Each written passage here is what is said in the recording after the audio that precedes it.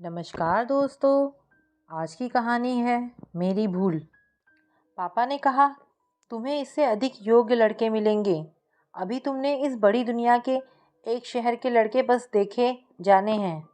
मैंने होशियार बनते हुए कहा, अगर शॉप पर पहला जोड़ा ही पसंद आ जाए तब अनेक वस्त्र देखकर कंफ्यूज होने से समय व्यर्थ ही होता है। तब मम्मी ने पापा का समर्थन करते हुए कहा, एक क्लास के साथ के 25-30 लड़कों में ही तुम्हारे लिए कोई योग्य वर होता है, ऐसा तुम्हें प्रतीत हुआ है, मगर यह सही नहीं होता।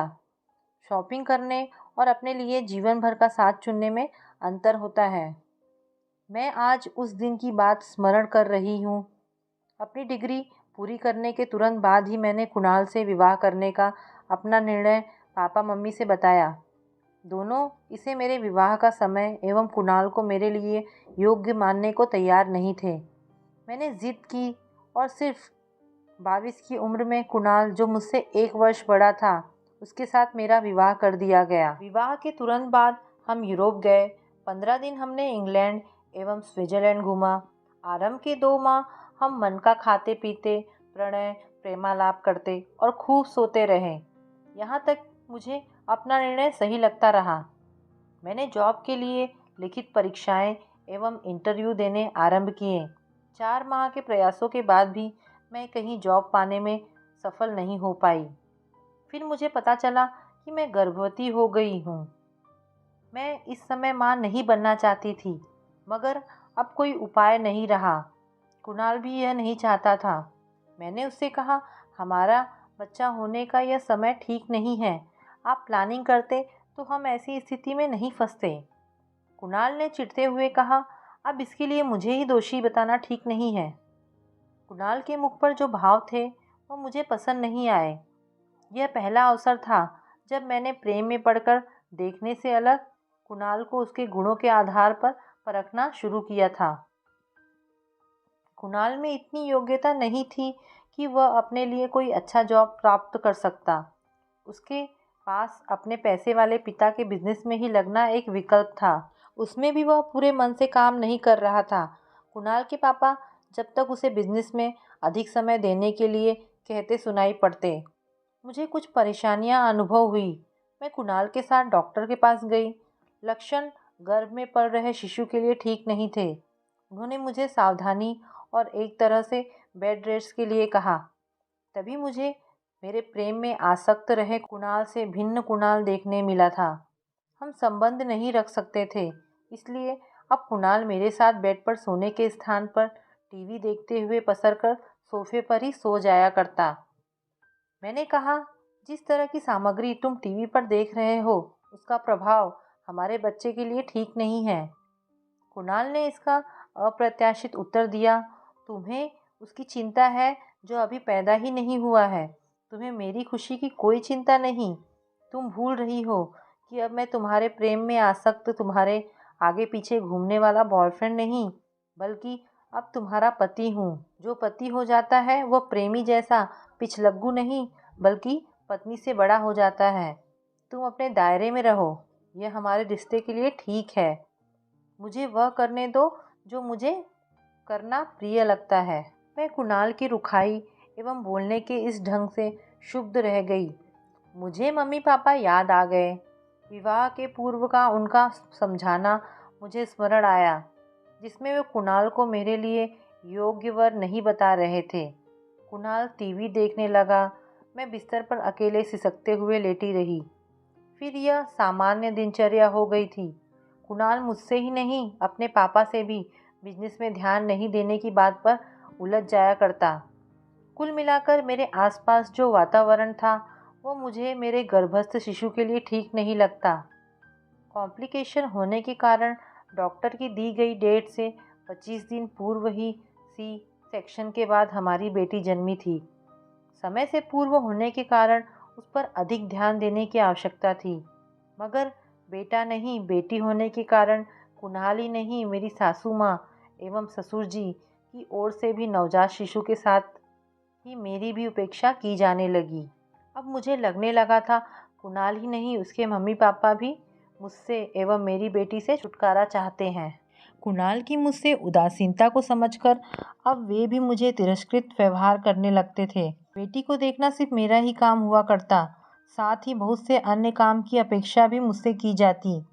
तब थक हार के मैंने कहा, इतना सब करने की मुझ में क्षमता नहीं है, बेटी के लिए एक आया रख दीजिए।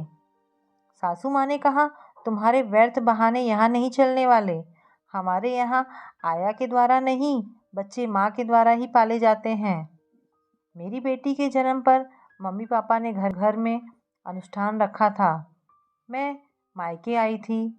उसमें सगे संबंधियों, मित्र एवं परिचितों सभी को आमंत्रित किया गया। हमारे सब रिश्तेदार आए। कुणाल सहित ससुराल से कोई नहीं आया था। लोगों ने तरह तरह की कानाफूसी की। कुछ लोगों ने सीधे पूछा, समधी दामाद खुश नहीं है क्या? झूठे बहाने करना भी सरल नहीं था। हम क्या कह रहे हैं, लोगों ने इसे सुनने से अधिक हमारे उतरे मुख से मनोभाव पढ़ लिए थे। पापा मम्मी सहित मुझको अपमानित होना पड़ा। सब चले गए। तब पापा ने कहा, बात लोग क्या सोचते हैं उसकी नहीं, बात यह है कि कुणाल विवाह करने के लिए जितना ललायित था, इसे निभाने को उतना ही उदासीन दिख रहा है। ऐसे में कैसे इनका लंबा वैवाहिक जीवन चल पाएगा। पापा ने कुणाल के पापा को फ़ोन लगाकर कहा, आप सभी नहीं आए तो लोगों ने तरह तरह की बातें की। उन्होंने कहा, आप कारण मुझसे नहीं कुणाल से पूछिए। पापा ने कुणाल को कॉल कर यही बताया। उसने अटपटा सा उत्तर दिया, हमारा मन नहीं हुआ इसलिए हम नहीं आए। पापा ने पूछा, क्या आपको अपनी नन्ही बेटी की याद नहीं आई? उसने रुखाई से कह दिया, हाँ नहीं आई।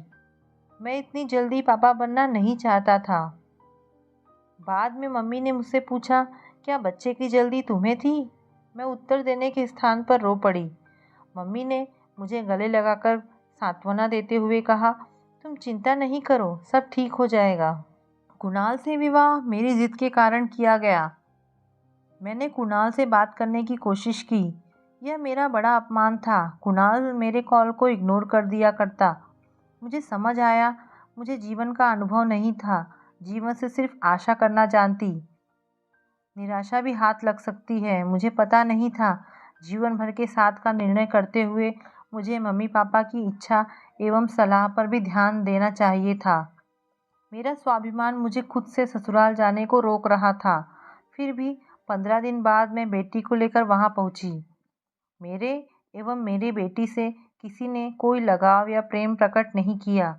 मुझे एहसास हुआ जैसे हमारा आना उनके लिए अवांछित था। मेरे प्रति उन सभी का प्रेम जल्द ही मर गया, जबकि नन्ही बेटी से किसी को प्रेम कभी हुआ ही नहीं था। 2 महीने में मुझे इस बात की पुष्टि हो गई कि हम उन पर भार हो गए हैं। कोई बेटी से प्रेम के 2 बोल भी नहीं बोलता था, जबकि मेरी उपयोगिता घर गृहस्थी के कामों की रह गई। अब कुणाल भी अधिकतर सोफे पर सोया करता। कभी कभी मेरी देह का उपभोग करने के लिए कुछ समय के लिए शयन कक्ष में आता था। तब मेरे पापा को हृदयाघात का समाचार आया। उन्हें अस्पताल में भर्ती कराया गया। मैंने कुणाल से कहा, पापा से मिलने चलिए, हमें साथ आया देखकर उनको जल्दी स्वास्थ्य लाभ मिलेगा। कुणाल ने कहा, अभी तुम जाओ, मैं कुछ अत्यावश्यक काम करने के बाद आऊँगा। बेटी को लेकर मैं मायके आ गई। 7 दिनों में पापा को अस्पताल से छुट्टी मिल गई। उनके घर आने के 15 दिन बाद भी कुणाल या ससुराल से कोई नहीं आया। इस बार मैं बिना बुलाए ससुराल नहीं जाना चाहती थी। अब मुझे कॉल करके बात करने में संकोच होने लगा। मुझे लग रहा था मेरे प्रति अपनापन का भाव मेरी किसी जबरदस्ती से उत्पन्न नहीं किया जा सकता। यूँ तिरस्कृत रहते 2 माह निकले तो मैंने मम्मी पापा से कुणाल से डिवोर्स लेने की बात कही। पापा कमज़ोर अनुभव कर रहे थे। उन्होंने कुछ नहीं कहा। मम्मी ने सहमति दी। मैं वकील से मिलने अकेले ही गई। वकील ने बताया, आपसी सहमति के बाद भी डिवोर्स को स्वीकृत करने में समय लगता है। कुणाल को नोटिस भिजवाया गया। कुणाल भी सहमत हुआ। 8 माह बीतने पर कोर्ट ने हमारे डिवोर्स को स्वीकृति दे दी। कुणाल ने बेटी को लेकर कोई दावा नहीं किया, अतः बेटी मेरे पास ही रहनी थी। उस दिन कोर्ट से लौटते हुए एक पान की दुकान पर मैंने एक गीत बजता सुना। किसी राह में किसी मोड़ पर कहीं चल ना देना तू छोड़कर, मेरे हमसफ़र मेरे हमसफ़र। मेरी आंखें भीग गई। मैं सोच रही थी कुणाल मेरा हमसफ़र था ही नहीं, होता तो यूं छोड़कर नहीं जाता।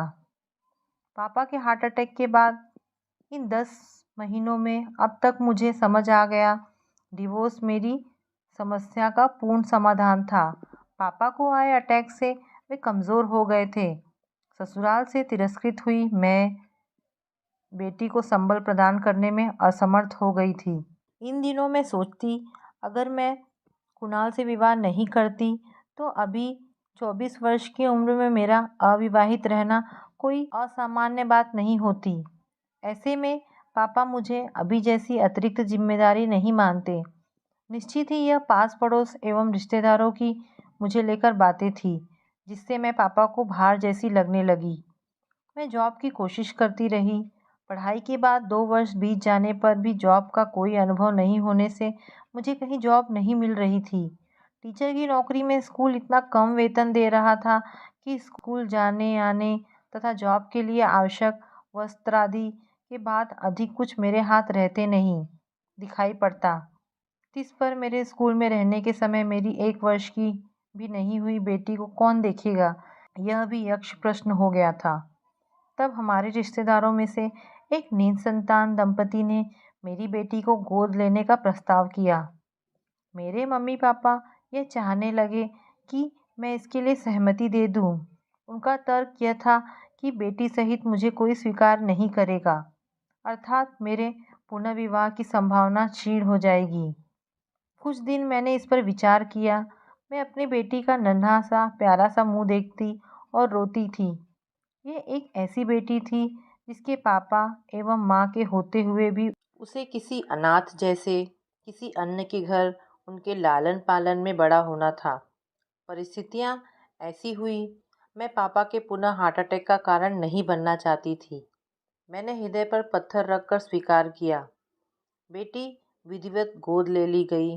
नन्ही बच्ची को कुछ समझ नहीं आया, यह सब क्या हो रहा है। उसके पिता ने उसे निष्ठुरता से एवं माँ ने लाचारी में उसका परित्याग कर दिया। रोते हुए वह रिश्तेदार के दंपति के साथ गई। उनकी कार में बैठकर उसका रोना बंद हो गया। वह खुश हो गई। बड़ी होकर अगर कभी उसे यह पता चलेगा तो वह हमें और स्वयं को इस बात के लिए कितना धिक्कारेगी, इसका उत्तर भविष्य के गर्त में छुपा है। जहाँ तक मेरी बात थी, मुझ में कोई उमंग नहीं बची थी। जिसे हमसफ़र समझकर मैंने यह देहरी छोड़ी, वह हमसफ़र था ही नहीं। वापस मैं उसी देहरी पर आई। अब मुझ परित्यक्ता को कोई ऐसा हमसफ़र मिलना था जिसने अपनी पत्नी को कुणाल जैसा त्याग दिया हो, जिसकी पत्नी असमय संसार से विदा हो गई। तो दोस्तों, कहानी यहाँ पर समाप्त होती है। ये कहानी आपको कैसी लगी मुझे कमेंट करके अवश्य बताएं। धन्यवाद दोस्तों।